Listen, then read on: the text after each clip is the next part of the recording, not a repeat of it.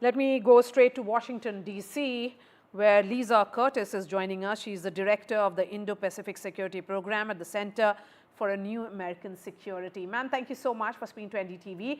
How do you think the election result will influence the bipartisan cooperation in Congress, particularly on issues of security and foreign policy?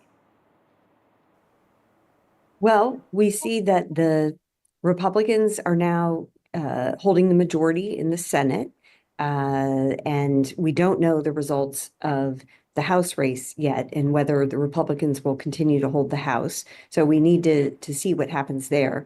But I think the fact that the Republicans will control the Senate will make confirmations of political appointees, cabinet level positions and some of the other sub-cabinet level positions that require confirmation. I think those will go more smoothly, and President-elect Trump will be able to put the people who he wants in these positions, and it should move fairly quickly. So this is a good thing for foreign policy, national security.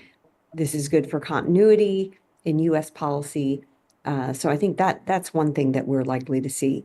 I think the Congress does have influence on foreign policy and national security issues. Obviously, they pass legislation, they control the budgets, so they'll continue to play a strong role. But I think it will be much easier for President Trump, at least on the Senate side, to be able to push those initiatives that he wants to push through. So we'll wait and see what happens on the House side. Clearly, if the Republicans also take the House, then that gives tremendous power for the Republicans to push forward on their agenda. And we could see some really, groundbreaking initiatives, historical initiatives happening in that case. Okay. But we still have to wait. We haven't seen the final result in the House of Representatives Certainly. quite yet. Ms. Curtis, in the first term, Donald Trump's policy sought to upend the global order as United States adopted an inward-looking and transactional approach. Do you think that is going to change in the new presidency? Well, look, Trump has 4 years of being president under his belt. He's learned a lot. I think one of the things that he has learned is to really be careful about his picks, who he's going to pick to be in his cabinet. I think he has expressed that he may have made some mistakes initially in 2017. He's not going to repeat those mistakes. So, that's the first order of business. I think he'll still focus on, hard bargains, trade deals that benefit the American people, that protect U.S. manufacturing, protect U.S. jobs. That will still be a major focus of his. But I also think that he really relishes this idea of him being able to use his negotiating skills in helping to calm conflicts or even resolve conflicts throughout the globe. So I would expect him to put a lot of attention and resources into trying to end the war in between Russia and Ukraine, as well as even in the Middle East. I think he recognizes that the world is very unsteady right now with all of these global conflicts happening. And I think he believes he has something to bring to the table, which is his negotiating skills, and his ability to work with all sides to try to calm these conflicts down. And I think he believes he has a major mandate from the U.S. public to do that. Part of the reason I think people have voted for Trump is because they did feel the world was very insecure, very unstable, and that he could somehow be able to bring, strength and peace through strength is what I think people are looking for. So let's see. I think we may see more of, Trump the peacemaker coming through in this next term.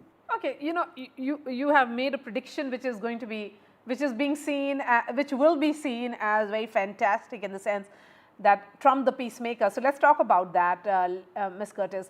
The fact is, the end of the Second World War and the Cold War.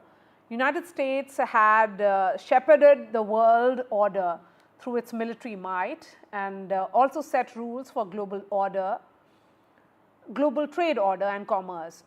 When you say he will play the role of peacemaker, what will it really be? Will he be putting more pressure on NATO? How will he really operate?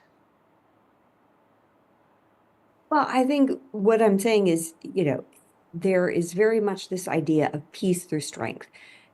So he will continue to build up the U.S. military, ensure we're working closely with allies and partners, and ensure that the U.S. has, the latest in, military innovation and equipment and resources.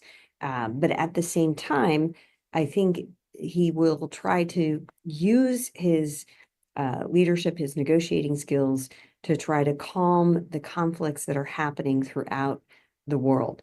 And, at the top of the list would be the Russia-Ukraine war. Now, he has said he'll try to end that in 24 hours. I don't think that's possible, but, I think he will try to do what he can. But the important thing is that, if this conflict is ended, it has to be done in a way that Russia, never again feels emboldened to try to illegally and unjustly take the territory of another country, which is exactly what it's doing in Ukraine right now. So I think, the way that conflict ends is very important to, maintaining U.S. credibility and U.S. global leadership. And that's one of the things that will have to be really thought through, because it's going to be complicated, it's going to be difficult, and it really has to be done in a way that does not lead to the emboldening of other U.S. adversaries throughout the world, that they think they can also, unjustly take the territory of a sovereign nation. So I think, these are all important things. They're very complicated, but I think, this is something that Trump has indicated he wants to focus on. Yes, and do you think, Ms. Curtis, that this will be a completely different Donald Trump in his second presidency, someone who's chasing legacy because he has been in White House, he would be in White House for a second term. It will be about how he redefines his presidency. Well, I think it's really early to say. Like I said, he's learned a lot from being president already. He campaigned very hard. He fought very hard for, each and every vote that he got.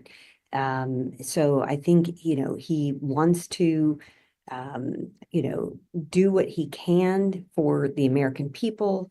His number one priority will be the economy and, strengthening the U.S. economy, making sure Americans have jobs, doing what he can to bring down inflation, lower gas prices. He's also been very clear that he wants to, invest in U.S. energy production and increase U.S. energy exports. I think, rest assured, he's going to be focusing on that. So I think, his number one priority will, of course, be the economy and building up the economy, as well as fulfilling his pledges on immigration. He's talked about, reducing illegal immigration into the United States, even possibly deporting illegal immigrants. We've yet to see how he's going to carry that out. But I think we can see his priorities. He's been very clear about what his priorities will be. And this is what we can expect to see. Okay, my last question to you. Will it be America engaging differently with the rest of the world? Because the Chinese think that Trump 2.0 will usher in a post-American world order. Well, that is, quite a claim right there. And I think that, again, the American people have spoken. What their vote means is that they want to see a stronger economy. They want to see, a safer United States. They, are feeling insecure about what's happening throughout the world. So that's really the mandate that I think President Trump has. And in terms of a new order, I'm not quite sure what that official was referring to. But I think that, you know, we basically, have a democracy. The people have spoken, and these are the kinds of changes that I think we're going to see is more focused on the domestic economy. Um, but I would just like to indicate that there's a lot more continuity in U.S. foreign policy than I think people realize. Let's look at U.S. policy toward China, for example. In the Trump administration toward the end, the Trump administration, started putting export controls on technology to China. The U.S. started, strengthening its position on China when it comes to things like 5G technology, and warning of some of the dangers of relying on Chinese 5G technology. The Biden administration came in, they continued the export controls. They even went further and put export controls on semiconductor technology going to China.